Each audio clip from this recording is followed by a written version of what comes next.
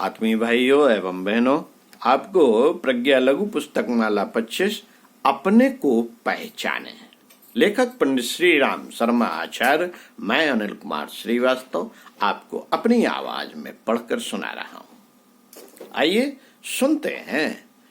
अच्छी बातें सुनना चाहिए, पढ़ना चाहिए और निरंतर उसे अपने दिमाग में, अपने मन मस्तिष्क में घुमाते रहना चाहिए। आइए साथियों, आपकी शक्तियां उत्तरोत्तर उपयोग से ही बढ़ती हैं। निरंतर आगे की ओर उपयोग करते जाएं। आप हमेशा जो अच्छी बातें हैं उनको उपयोग में भी लाएं, उससे आपकी शक्तियां बढ़ती हैं। यदि उनसे काम न लिया जाए तो वे सोने या क्षय होने लगती हैं। प्रत्येक कार्य का कारण विचार है। हम अपने मानसिक साम्राज्य के स्वतंत्र राजा हैं। स्वतंत्र राजा हैं। अपने मानसिक कल्पनात्मक राज्य में आप पूर्ण स्वतंत्र हैं और सब नियमों के निर्माता आप स्वयं ही हैं। सब कुछ आप ही हैं। असंभव को संभव बना सकते हैं। यह आपका ऐसा गुप्त राज्य है जिसे न तो कोई देख सकता है तथा न आपके विचारों से किसी व्यक्ति को किसी प्रकार की आपत्ति हो सकती है। कठिनाई और सरलता, असफलता और सफलता, लाभ और हानि, उन्नति और अवनति सब आपके मन के अनुसार ही आपके जीवन में प्रतिबिंबित होती हैं। जीवन में सबसे आवश्यक अपने शुभ संकल्पों की सिद्धि के लिए सावधान रहकर प्रयत्न करना ही है। अपनी महानता में सदा विश्वास रखिए। साथियों, अपनी महानता में सदा विश्वास रखिए। मनुष्य के मन में ऐसी अद्भुत शक्तियों का भंडार है जिसकी कल्पना स्वयं मनुष्य भी नहीं कर सकता। मन की प्रधानता होने के कारण ही इस शरीर का नाम मनुष्य है। विकसित मन वाले व्यक्ति को ही मनुष्य कहना चाहिए। जीवन में प्रत्येक पल पर मन का प्रभाव देखा जाता है। मनुष्य अपने विचारों के कारण ही बंधन अथवा मोक्ष में पड़ता है। विचारों का एक उद्देश्य पर केंद्रित करने से ही शक्ति उत्पन्न होती है। अतः जैसे विचारों का मनन, चिंतन या मन में निवास होगा, वैसी ही इच्छा शक्ति उत्पन्न होगी। यदि आपके विचार नीचे स्तर के हैं, विषय वासना, व्यर्थ खेल कूद, मनोरंजन, सैर सपाटा, क्षणिक आनंद के हैं, तो शक्ति वैसी ही होगी। जिनके विचार क्षण क्षण बदलते रहते हैं, वे भला कैसे आगे बढ़ पाएंगे। जहां जहां विचार दृढ़ और संशय रहित हैं, वहां शक्ति प्रबल और तीव्र होती है। विचारों में स्थिरता और टिकाऊपन, दृढ़ता और श्रद्धा, विचारों में स्थिरता और टिकाऊपन दृढ़ता और श्रद्धा से आता है। जरा विचार कीजिए, आप कौन हैं? क्या आप शरीर हैं? क्या आप हाड़, मांस, रक्त, चमड़ा आदि दुर्गंध युक्त घृणोत्पादक पदार्थों से बने हुए पुतले हैं?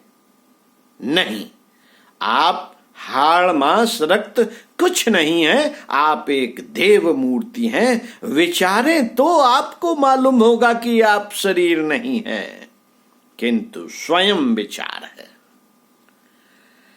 स्वयं शक्ति हैं। आप वैसे ही हैं जैसा आप वस्तुतः विचार करते हैं। यदि आप अपने आप को शरीर समझते हैं तो शरीर मात्र है। यदि आप अपने आप को महान आत्मा, सर्वशक्तिमान आत्मा समझते हैं तो वास्तव में सर्वशक्तिमान, सर्वगुण संपन्न योद्धा हैं। आप दिव्य मूर्ति हैं। अपने संकल्प से आप जो चाहे बन सकते हैं। आप बलवान, स्वस्थ, तेजस्वी होने के जन्म सिद्ध प्रकृत अधिकारी हैं। कभी मत कहिए मैं दुखी हूं, अशक्त हूं, गरीब हूं, वृद्ध हूं, बीमार हूं, निर्बल हूं। ये सब बातें शरीर संबंधी हैं। आप शरीर से ऊंचे हैं। आत्मा है, दैवी शक्ति के नायक हैं, सबके स्वामी हैं। आप अपने मन पर पूर्ण अधिकार कीजिए, उसे बलवान बनाइए। शरीर भी मन की आज्ञा मानता है। आप जानते नहीं है, मन में जो अब बात आती है उसे शरीर तुरंत पूरा करने के लिए अपनी बुद्धि, विवेक, धन, बल सब लगा देता है। आप अपने मन पर पूर्ण अधिकार कीजिए, उसे बलवान बनाइए। शरीर भी मन की आज्ञा मानेगा। फिर दुख, चिंता, निर्बलता, वृद्धावस्था या असफलता का अस्तित्व ना रहेगा। निर्बलता छोड़ दीजिए। हम आपसे निवेदन करते हैं कि निर्बलता छोड़ दीजिए।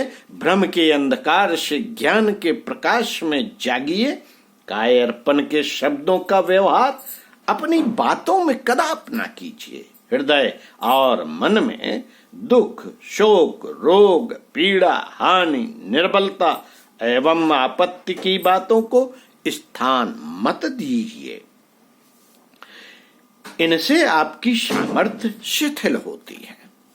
साथियों, लोक लज्जा को अपने ऊंचे ध्येय की पूर्ति के आगे मत लाइए।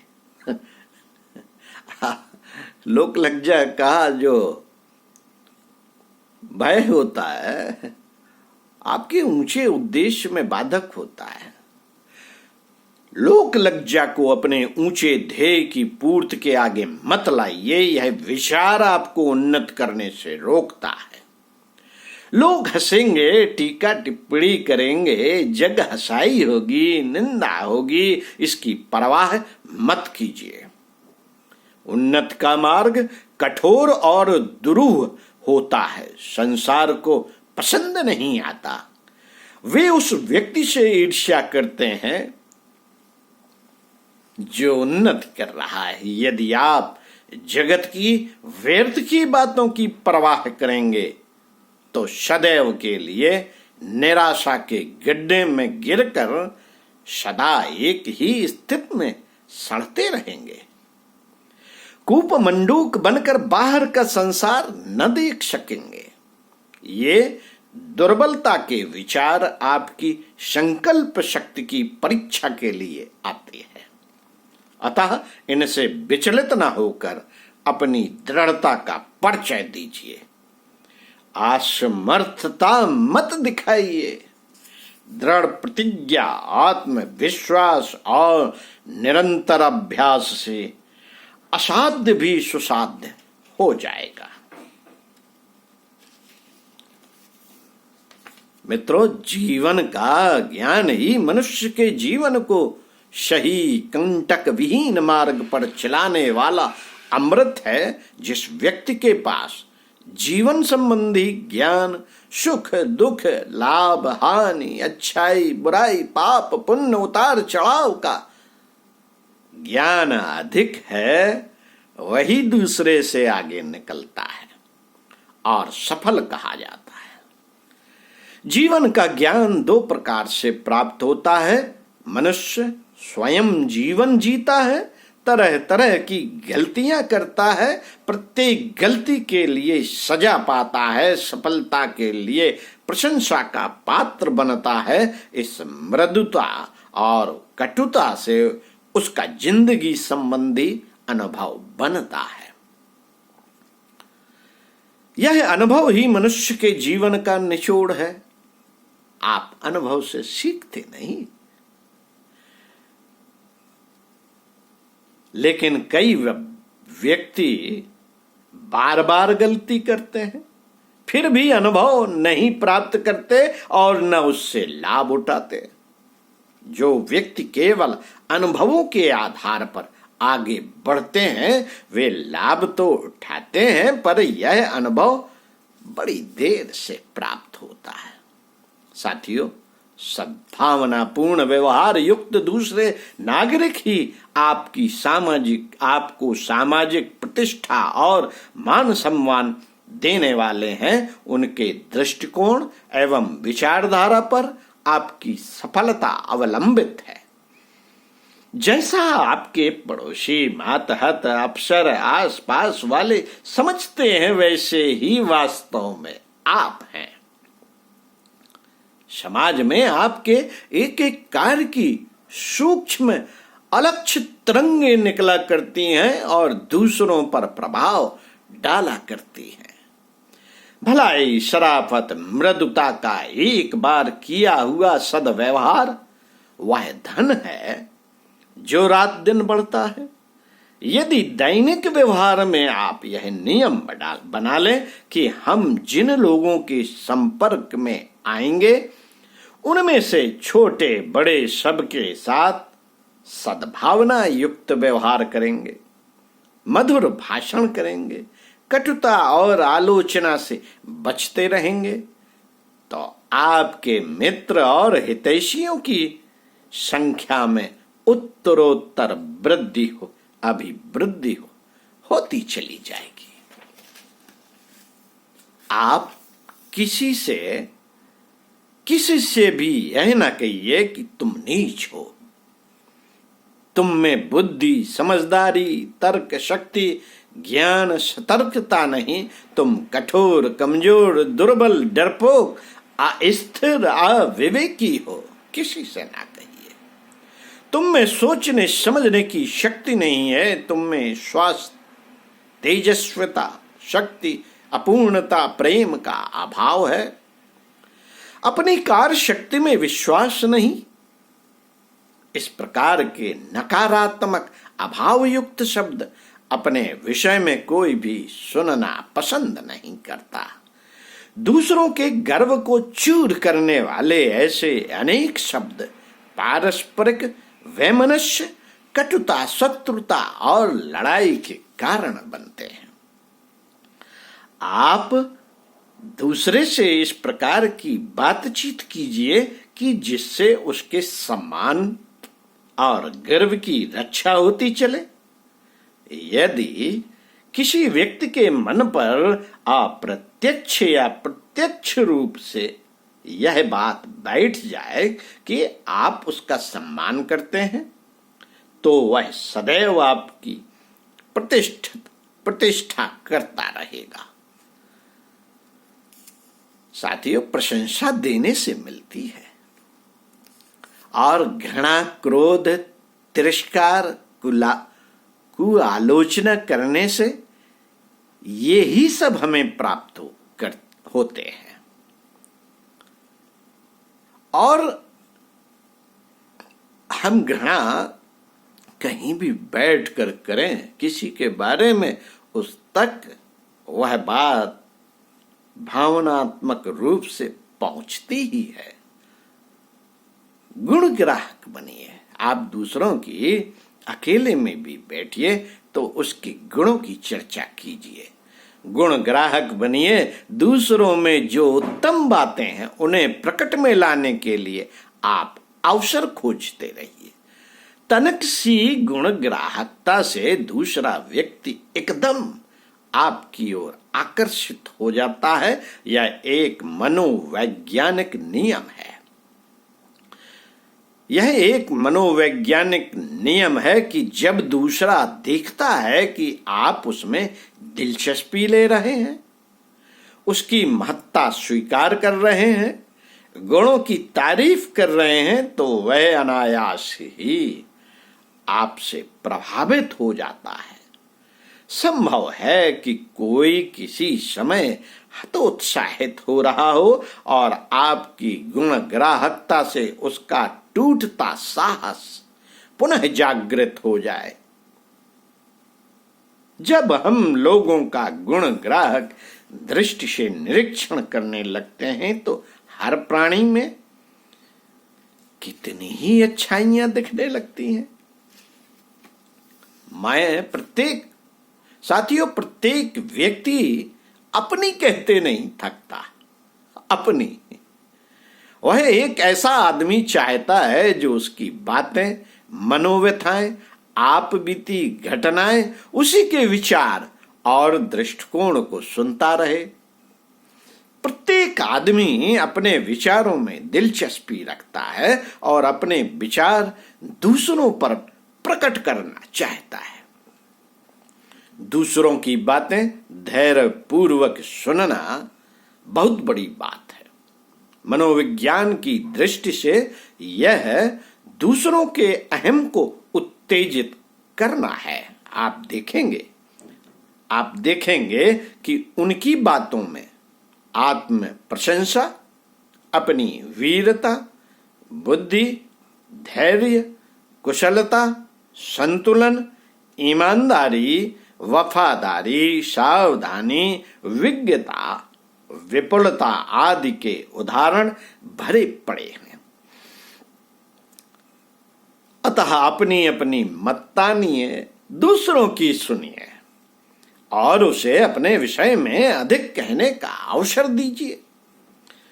दूसरों की आलोचना करना बड़ा खतरनाक है। आलोचना इस ढंग से की जाए कि दूसरों की कमजोरियों पर एक इशारा मात्र हो जाए। भौड़े तरीके से की गई आलोचना या व्यर्थ का दोषारोपण बड़ी हानि पहुंचाता है। अच्छा तो यह है कि आप इस कार्य से दूर ही रहें और इस काम को किसी दूसरे को ही करने दें। यदि करना ही पड़े तो घुमाकर दूसरों की निर्बलताओं की ओर संकेत ही कीजिए, कहिए नहीं। दूसरा जब समझता है कि उसके विषय में आपके हृदय में अति उच्च धारणाएं हैं, तो वह केवल आपको प्रसन्न करने मात्र के लिए उसी स्टैंडर्ड तक जाने की चेष्टा करता है। यदि उसमें कोई दुर्गुण भी होता है तो उसको भी त्याग देता है। प्रत्येक व्यक्ति में दिलचस्पी लेकर उसकी गुप्त दुनिया में प्रवेश कीजिए। उसके गुण दोष देखिए, फिर प्रीत युक्त दृष्टिकोण और सहज सी मधुर भाषा में उसे समझाइए। जब आप दूसरों को प्रसन्न मुख से अपनी ओर बुलाते हो या बातचीत करते हो तो उसे हार्दिक प्रसन्नता और उत्साह होता है। प्रसन्नता दैवी आकर्षक तत्व है। आप सदैव प्रसन्नता से ही बातें कीजिए। जब आप दूसरे के पास मिलने जाएं तो भी आपको प्रसन्नता प्रदर्शित करनी चाहिए। प्रसन्नता से दूसरा व्यक्ति भी पुष्प की भांति खिल उठता है। साथियों, प्रसन्नता, प्रफुल्लता, हर्ष, खुशी, उत्साह, जिंदा दिली, उल्लास और आनंद शब्द नहीं है, ये रत्न है, रत्न।